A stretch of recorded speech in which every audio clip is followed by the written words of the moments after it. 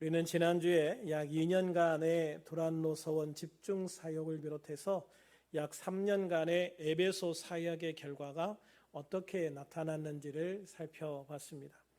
사도 바울의 에베소 3년 사역의 결과는 복음이 에베소를 비롯한 소아시아 전역에 복음이 전하여지고 그중 많은 사람들이 예수님을 믿게 되는 놀라운 결과로 나타납니다. 특별히 이러한 사역 가운데 하나님은 사도 바울을 통해서 놀라운 능력이 나타나게 하셨습니다. 그러나 그 결과 바울은 극심한 반대 세력의 견제와 핍박도 받게 되어집니다. 그래서 바울 일행은 에베소를 떠날 수밖에 없었습니다. 에베소를 떠난 바울 일행은 마게도냐, 헬라, 빌립보를 거쳐 드로아에 가게 되어지죠. 그런데 드로아는 바울이 한 번도 가본 적이 없는 곳임에도 불구하고 그곳에 믿는 사람들이 바울을 기다리고 있습니다. 그것은 바울이 에베소에서 3년간 인근 지역 사람들을 초청해서 복음을 전할 때 이곳 드로아에서도 사람들이 와서 바울에게 복음을 듣고 예수님을 믿고 그리스도인이 되어서 다시 고향에 돌아가서 신앙생활을 하는 사람들이 있었다는 것을 보여주는 거죠. 바울의 에베소 사역이 얼마나 놀라운 성과가 있었는지를 잘 보여주는 한 예이기도 합니다. 본문 6절에 보면 바울이 드로아에 머문 기간은 일주일이라고 말합니다. 7일, 이래를 머물렀다라고 말하고 있지요. 본문 7절에 보면 그 일주일의 마지막 날 바울은 다음 날 떠날 예정이었기 때문에 밤 늦은 시간까지 계속해서 설교를 합니다. 일주일 동안 매일매일 선교를 했지만 이제 내일 떠나야 하니까 그리고 언제 다시 온다는 기약도 없는 상황 아닙니까? 그러니까 한마디라도 더 가르쳐 주려고 밤 늦은 시간까지 계속해서 말씀을 전한 거예요. 바울이 설교할 때 그렇게 재밌는 사람이 아님을 볼 때 사실 그 긴 시간 설교를 듣는 것이 그렇게 쉬운 일은 아니었을 거예요. 바울도 글을 쓰는 건 굉장히 탁월한데 말하는 게 아볼로나 이런 사람들처럼 뭐 재밌게 설교하는 그런 사람은 아니었거든요. 그러나 듣는 성도들의 입장에서도 언제 다시 바울의 설교를 들을 수 있을지 모르기 때문에 그런 상황에서 한마디라도 더 바울의 설교를 듣기 위해서 온 마음을 다해 그 말씀을 경청하고 있었던 것으로 보여요. 그런데 9절에 보면 그 상황에서 유두고라고 하는 한 청년이 창문에 걸터 앉아 설교를 듣다가 떨어져 죽는 이게 엄청난 사건이 벌어지게 됩니다. 8절에 보면 사람들이 많이 모여 있고 밤 늦은 시간까지 계속해서 설교를 했기 때문에 윗다락에 등불을 많이 켰다라고 했어요. 아마 바울이 설교하는 장소는 이렇게 있고 거기에 이제 중위층식으로 그 뒤쪽에 이렇게 더 한 층이 있는 그런 다락방이 있는 그런 구조였던 것 같습니다. 그래서 이제 위쪽에 창문을 여는데 이제 환기대라고 창문을 열었겠죠. 횃불도 많이 켰고 사람도 많으니까 얼마나 답답하고 그게 또 공기가 안 좋았겠어요? 그래서 이제 환기를 시키려고 위쪽에 있는 창문을 열어놨는데 그런 상황에서 몇몇 청년들이 그 창문에 걸터 앉아 있었던 것 같아요. 그러니까 창문에 열려있는 창문에 걸터 앉아 있으면 얼마나 시원하겠어요. 다른 데보다 훨씬 시원하겠죠. 그리고 또 그렇게 걸터 앉을 수 있는 어떤 뭐 터거지나 이런 게 있었겠죠. 그런데 설교가 길어지자 유도고가 졸다가 떨어졌는데 그게 3층 높이다라고 이야기를 해요. 그러니까 3층 높이에서 졸다가 떨어지니까 죽게 되어진 것이죠. 아마 이게 졸다가 떨어지면 머리부터 떨어지니까 이제 목이 부러져서 죽든지 뭐 이렇게 했을 거라고 생각을 해요. 이건 엄청난 사고죠. 예배 시간에 제가 설교를 좀 길게 해서 누군가 저 위쪽에 있다가 떨어져 죽었다 그러면 얼마나 큰 충격이 되겠습니까? 설교를 이어갈 수 있겠어요? 도저히 뭐 그렇게 할 수 없을 뿐만 아니라 뜨거웠던 복음의 열기조차 완전히 식어버리게 되어질 것이고 그 청년이 죽은 것에 대한 그 책임 소재를 가리는 것도 이제 굉장히 힘들고 복잡하고 어려운 과정이겠지요. 우리 교회에도 초창기에 비슷한 일이 있었어요. 주일 예배 시간에 설교를 하는데 갑자기 막 쾅 소리가 나는 거예요. 그래서 엄청 놀랐어요. 이게 무슨 소린가 그랬는데 이제 설교를 듣는 분 중에 한 분이 이렇게 설교를 듣다 갑자기 이렇게 졸아서 이렇게 쾅 하는 바람에 앞에 있는 그 의자 앞부분에 이마를 쾅 찐 거예요. 소리가 정말 엄청나게 컸어요. 제가 누군지 말씀을 드릴 수는 없지만 하여튼 제가 예배 드리면서 저도 놀랬고 예배 드리는 모든 성도님들도 다 놀랐어요. 또 그렇게 이마를 찐 분은 또 얼마나 또 민망했겠습니까? 너무 민망해서 아마 아픈 줄도 몰랐을 거예요.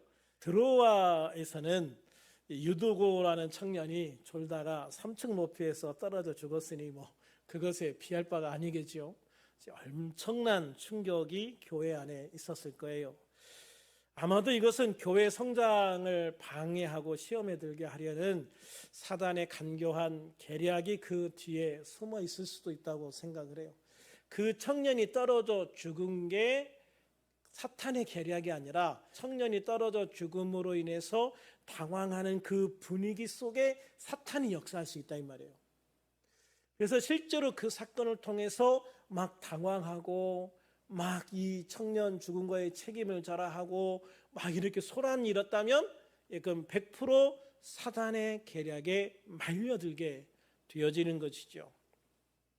그러나 이 사건은요, 오히려 바울이 성령의 능력으로 유두고를 다시 살림으로 인해서 도리어 드로아 교회 성도들에게 살아계신 하나님의 능력을 실제로 보여주는 그런 계기가 되어졌고 드로아 교회가 더 든든히 세워지는 그런 기회가 되었죠. 다시 말하면 드로아 교회를 무너뜨리는 사단의 계획을 통해서 오히려 교회가 더 강성해지는 놀라운 기회를 마련하게 되었다라는 것입니다. 사탄은 예수님 시대와 초대 교회를 거쳐서 지금에 이르기까지요, 교회를 무너뜨리기 위해서 끊임없이 간교한 계략을 펼치고 있습니다. 강력한 핍박을 통해서 성도들을 잡아 감옥에 보내고 죽이기도 하고 별거 다 하지요. 그러나 성도들은요, 그런 강력한 핍박 속에 오히려 더 결속하고 강한 믿음으로 서게 되어져요. 그래서 사탄이 생각을 하는 거예요. 이렇게 핍박만 해가지고는 이 그리스도인을 꺾을 수가 없구나.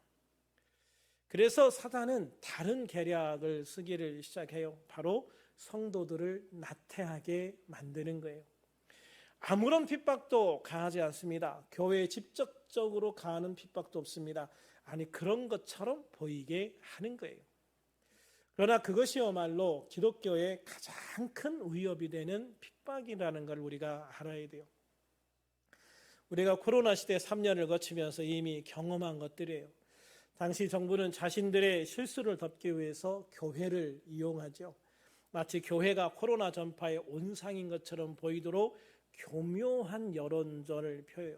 그러나 이단이 신천지를 통해서 대구에 어떤 큰 문제가 생긴 것을 제외하면 실제 정상적인 교회를 통해서 지역사회에 전파된 그런 어떤 큰 문제는 한 건도 발견하지 않았어요. 물론 교회를 통해서 단 한 명도 코로나가 걸리지 않았다 이런 건 아니에요. 그렇지만 어떤 문제가 될 만한 그런 큰 문제를 만들지는 않았다는 거예요. 교회가. 교회도 상당히 조심했고 또 성도들도 얼마나 조심을 할 때입니까? 그렇지만 마치 교회가 계속적으로 문제가 되는 것처럼 계속 여론전을 폈고 사람들은 또 그걸 믿게 되고 또 그렇게 생각을 하게 되고 그래서 그리스도인들조차 그렇게 믿게 되어져 버리는 거예요. 이거는 저는 정말 심각한 문제라고 생각을 했어요. 정부에서 교회에 성도들을 모이게 하느니 몇 명 모이게 하느니 몇 명 이상 못 모이게 하느니 이거는 저는 작은 문제라고 봤어요. 오히려 이렇게 여론전을 펼쳐가면서 교회의 사회 관심을 집중시키고 때 자기들은 뒤에 싹 빠져버리는 이게 가장 큰 문제였다고 생각을 하거든요. 그러니까 이런 과정들을 통해서요, 국민들에게 교회에 대한 인식이 굉장히 안 좋아지고 사람들이 교회에서 멀어지는 정말 결정적인 계기를 마련했다고 생각을 해요. 그리고 이거는요, 질병관리청에서도 인정한 거예요. 교회를 통해서 그렇게 지역사회에 의미 있는 전파가 이루어진 적은 한 번도 없다라고 질병관리청에서도 인정을 했어요. 그러나 그렇게 한번 인식이 되면은요, 사람들의 그 인식을 바꾸는 것은 참 어렵습니다. 그리고 시간도 오래 걸리고요, 불가능할 수도 있어요. 그리고 그 시간 동안 기독교는 치명적인 상처를 받고 회복할 수 없는 그런 지경으로 빠질 수도 있고요. 또한 현대 교회에서 나타나는 가장 큰 문제 중에 하나는 설교를 짧게 해야 된다는 거라고 저는 생각을 해요. 근데 이거는 많은 목사님들도 또 많은 학자들도 그렇게 이야기를 합니다. 설교를 20분, 30분 넘어가면 일단 성도들의 표정이 달라집니다. 지루해 하고, 졸기도 하고, 자꾸 시계를 보기도 하고, 뒤를 돌아보기도 하고, 막 그렇습니다. 그래서 제가 이렇게 설교를 하다가 뒤에 있는 분이 시계를 쳐다보면 되게 마음이 바빠집니다. 그리고 설교를 짧게 하면 은혜 받았다고 그래요. 그게 저는 제일 부담스럽습니다. 설교 짧게 하면 오늘 목사님 설교 너무 짧아서 은혜 받았어요. 이거는 칭찬인 건지 매기는 건지 분간이 안 됩니다. 물론 설교를 길게 한다고 무조건 좋은 건 아닌데요. 제가 고등학교 때나 그때만 해도 설교는 기본적으로 1시간은 했던 것 같아요. 거의 모든 교회들이 설교, 그러니까 예배 시간이 아니라 그냥 설교만 1시간은 했던 것 같아요. 그리고 그 설교 시간에 웃기거나 이런 건 사실 거의 없었고요. 예배 시간이 되게 거룩했을 때 아닙니까? 그래서 목사님이 설교 시간에 농담하거나 하면 거룩하지 않은 목사님, 이렇게 할 때니까 정말 목사님이 그렇게 설교를 조용조용하게 아주 거룩거룩하게 하시면서도 1시간을 꽉 채웠는데요. 저는 그때도 그 말씀을 들으면서 굉장히 은혜를 많이 받았고, 그래서 제가 신앙이 굉장히 빨리 성장을 했다고 생각을 해요. 물론 설교를 길게 한다고 좋은 건 아닌데 그렇다고 짧게 하는 것만이 또 모든 능사는 아니다라는 생각을 하게 되어지는 것이죠.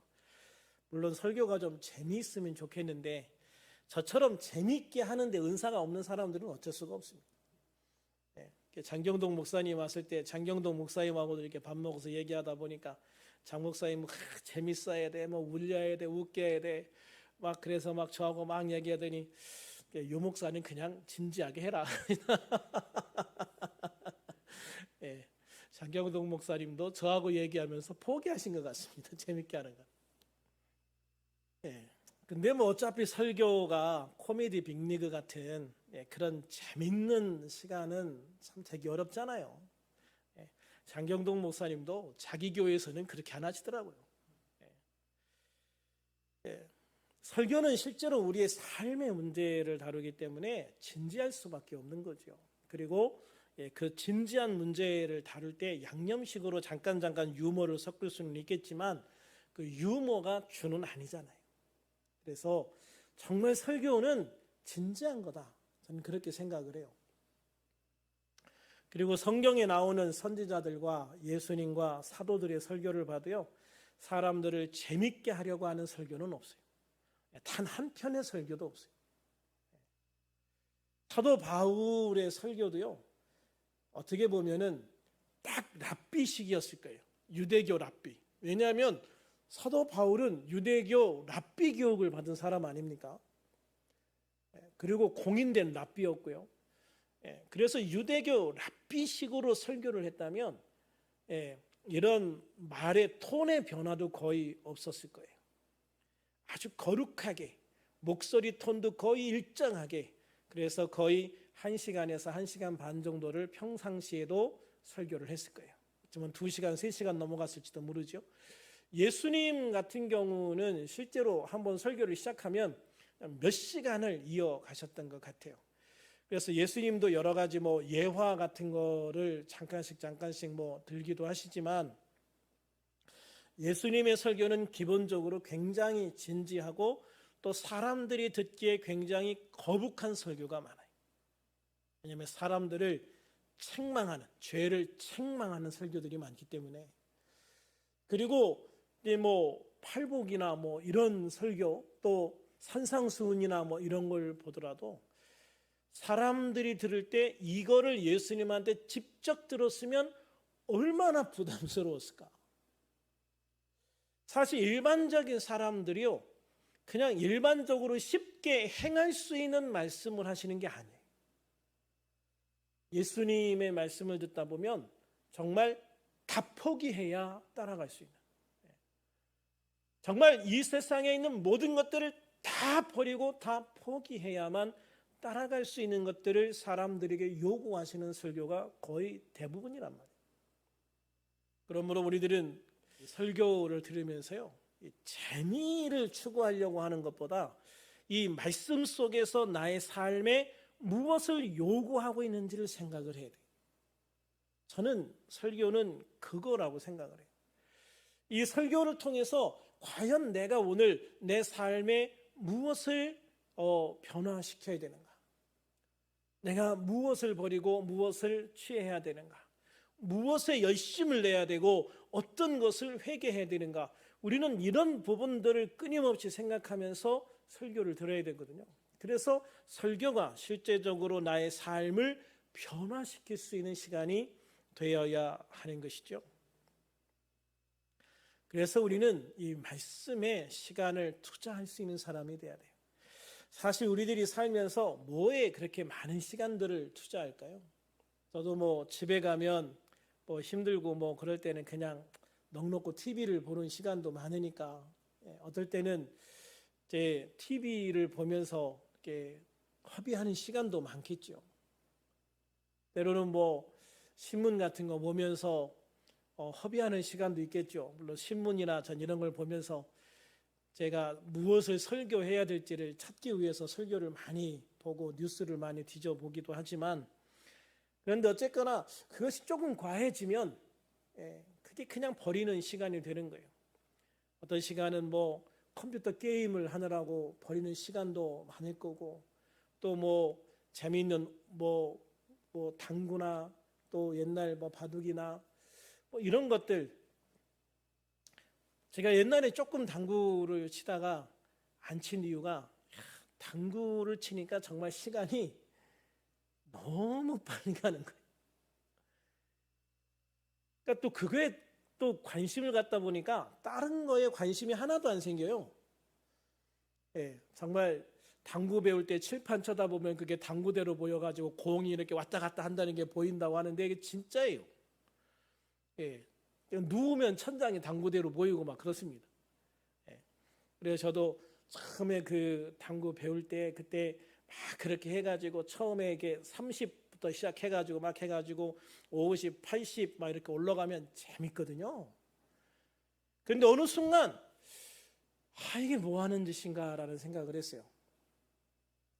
그때 또 우리가 교회에서 막 성경 읽기를 할 때인데, 그래서 우리가 그때 막 한 달에 성경 1독씩 하라고 막 우리 교회에서 우리 선생님들이 막 닥달을 할 때거든요. 그때 방학 때, 야 방학 때 뭐하니? 방학 때 성경 한 달에 한 번씩 읽어 막 하면서 매일같이 뭐 막 확인하고 그럴 때인데, 당구 치고 하면은 성경을 읽을 시간이 없는 거예요.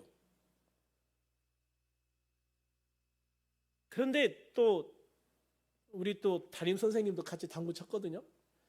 근데 그 양반은 참 대단한 게, 나 오늘 한 게임 칠 거야 그럼 딱 한 게임 치면 딱 가요.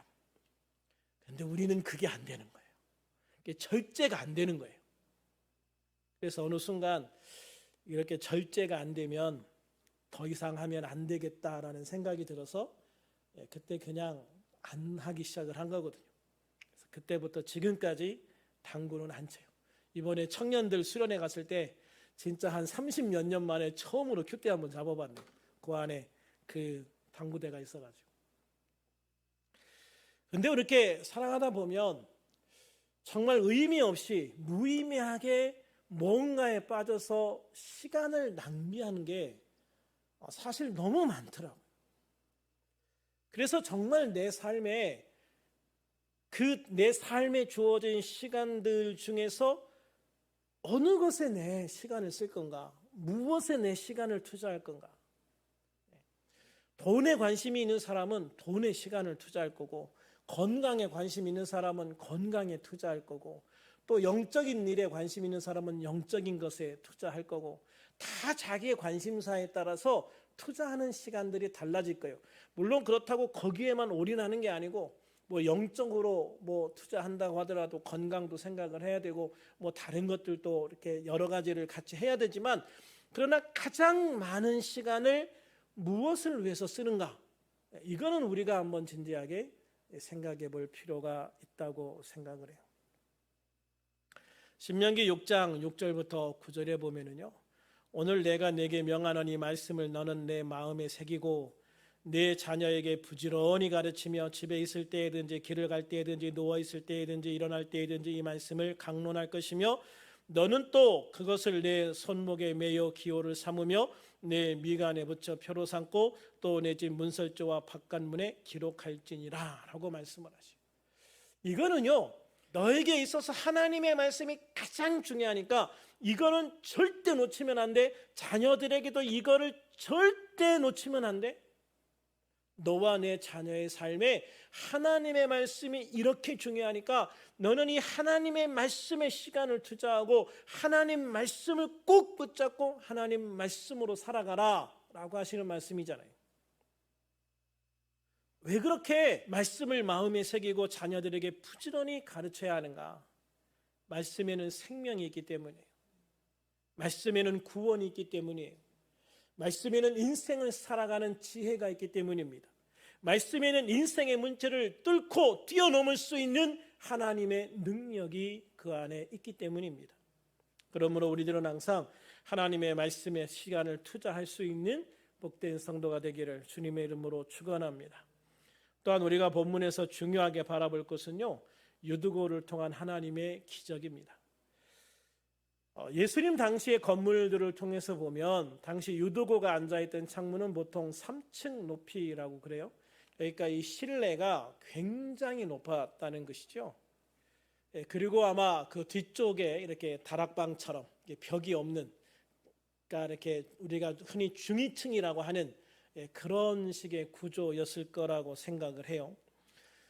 성경에 유두고라고 하는 청년에 대한 정보가 나와 있지는 않은데요, 학자들에 의하면 이 유두고라고 하는 이름은 당시 하층민들이 사용하는 그런 이름이었다라고 그래요. 그런 점으로 미루어 볼 때 이 유두고라고 하는 청년은요, 낮에는 정말 힘들게 노동을 하는 그러한 일을 하는 청년이었을 거고요, 밤에는 그래도 은혜를 받고 싶어서 집회에 참석해서 말씀을 들었던 그런 청년이었다라고 생각을 해볼 수가 있어요. 그런 모습을 볼 때 유두고라는 청년은요, 나름 대단한 믿음을 가졌다고 생각해요. 낮에 그렇게 힘들고 어려운데 또 저녁 먹고 와서 말씀을 듣는데 밤 늦게까지 나 일 가야 되니까 그만 갈래요, 그렇게 안 하고 끝까지 말씀을 들으려고 노력을 하잖아요. 그렇지만 하층면에 속했던 유두고는요, 평소 하나님의 말씀에 대해서 배울 수 있는 기회가 없었거나 거의 부족했을 거라고 생각을 해요.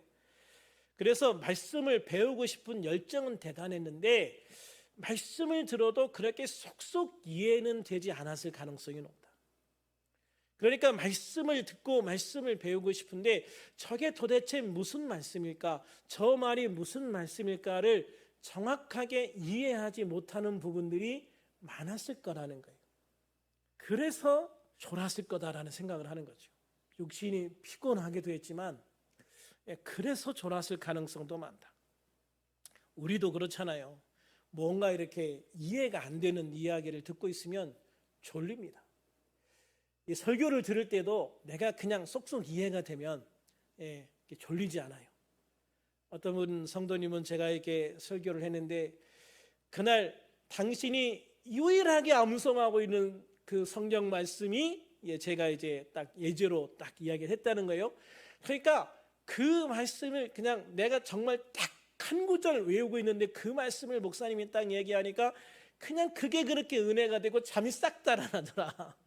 그렇게 얘기를 하시더라고요. 그러니까 설교를 듣다가 내가 아는 성경 구절 하나 딱 들어도 그렇게 잠이 딱 달아나고 집중이 되는데, 그런데 정말 한 말씀도 뭐가 뭔지 이해를 못하겠다. 다 좋은 말씀인 건 알겠는데 저게 과연 무슨 의미일까? 저게 과연 나하고 무슨 상관이 있을까? 이해가 되고 적용이 안 되면 참 힘들죠. 그럼에도 불구하고 그는 힘든 육체 노동을 하고 왔음에도 불구하고 끝까지 그 자리를 지키고 말씀을 들으려고 했던 기특한 청년이었다라고 하는 거예요. 그러므로 우리는 나타난 결과만 보고 사람들을 평가하거나 비난해서는 안 된다는 거죠. 비난하기보다는 그를 이해하고 사랑으로 보듬는 것이 우리가 해야 될 일이겠죠. 사도 바울도 당신이 설교하는데 감히 졸다가 떨어져 죽었다고 비난하지 않았어요. 사도 바울도 이 유두고가 떨어졌을 때 절대 그에게 비난하거나 야단치지 않았어요. 오히려 급히 유두고에 가서 그를 살려내시고 유두고의 죽음과 관련하여 떠드는 사람들의 입을 딱 다물게 만들어 버렸어요. 그래서 사탄의 간교한 그 속임수를 무력화시켜 버리신 거죠. 그리고 유두고 사건을 통해서 살아계신 하나님을 알게 하는 거예요. 하나님의 능력을 알게 하시는 거예요. 그럼에도 사도 베드로는 베드로전서 4장 7절에서 만물의 마지막에 가까웠으니 그러므로 너희는 정신을 차리고 근신하여 기도하라라고 말씀하고 있어요. 그럼에도 우리는 유두고를 비난할 수는 없지만 그럼에도 우리는 정말 이 마지막 때가 가까울수록 정신을 차리고 근신하여 기도하기를 힘쓰라라고 말씀하고 있고요. 로마서 12장 11절에서 사도 바울은 부지런하여 게으르지 말고 열심을 품고 주를 섬기라라고 권면하고 있어요. 그러므로 우리들은 사탄의 유혹과 시험을 물리치고 때론 육체의 피곤함과 연약함을 이기고 정신을 차리고 부지런하여 게으르지 말고 열심을 품어 말씀과 기도에 힘을 쓰는 그런 성도들이 되어야 될 줄로 믿습니다. 또한 떨어져 죽은 이 유두고의 몸을 안고 사도 바울이 기도해서 유두고의 생명을 다시 살리는 것을 보게 되어지죠. 그래서 10절에 보면 사도 바울이 이 떨어져 죽은 유두고를 품에 안고 말합니다. 떠들지 말라, 생명이 그에게 있다. 아직 안 죽었다라는 말이 아니라 죽었으나 다시 생명이 돌아왔다, 다시 살아났다라고 말씀하고 있는 거예요. 그리고 나서 이제 더 교제하고 더 오랫동안 말씀을 나눈 다음에 이 트로아를 떠나게 되어집니다. 오늘 본문 10절에서는요, 사도 바울을 통해서 죽은 유두고를 살리시고 있습니다. 물론 모든 죽은 사람을 살리진 않으십니다. 성도라고 해도 목사라고 해도 죽는 사람들이 있습니다. 다 오래 살다가 자연사 하는 건 아닙니다. 병의 결로 죽는 경우도 있고 사고를 당해서 죽는 경우도 있습니다. 그러나 하나님께서 다시 살리실 사람들은 살리십니다. 이게 중요한 거죠. 하나님께서 모든 사람을 살리지 않으시는 것은 하나님께서 정하신 자연의 법칙에 위배되기 때문입니다. 그러나 하나님께서 원하시면 죽은 사람도 얼마든지 살리십니다. 죽은 나사로는 죽은 지 이미 4일이나 지난 후였는데 그래서 몸이 다 부패했음에도 불구하고 다시 살리셨습니다. 그러므로 사람의 생사화복을 주장하시는 하나님께 불가능이 없다는 것을 우리는 분명히 기억해야 돼요. 하나님의 능력에 제한을 두고 기도하는 것은 안 된다. 하나님의 능력에 제한을 두지 말고 그 전능하신 하나님 앞에 기도하라라고 말씀하는 것이죠. 그러므로 우리들은 하나님의 능력에 제한을 두지 않고 온전한 믿음을 가지고 기도할 수 있는 성도가 되어야 될 줄로 믿습니다. 기도하는 것은 우리의 의무이자 책임이고 치유하시는 것은 그리고 다시 살리시는 것은 하나님의 뜻에 달려있기 때문입니다. 그러므로 결과는 하나님의 선하신 뜻에 맡기고 우리는 다만 믿음으로 기도하고 하나님의 응답을 기다리는 그런 성도가 되기를 주님의 이름으로 축원합니다. 그래서 우리들 모두 말씀과 기도로 거룩하여지고 주님이 주신 삶의 시간 안에서 최선을 다하는 우리들이 되어지고 주님이 허락하신 가장 아름다운 삶을 사는 우리들이 되어지고 주님이 기뻐하시는 가장 가치 있는 삶을 사는 우리들이 될 수 있기를 우리 주 예수 그리스도의 이름으로 축원합니다. 축원합니다.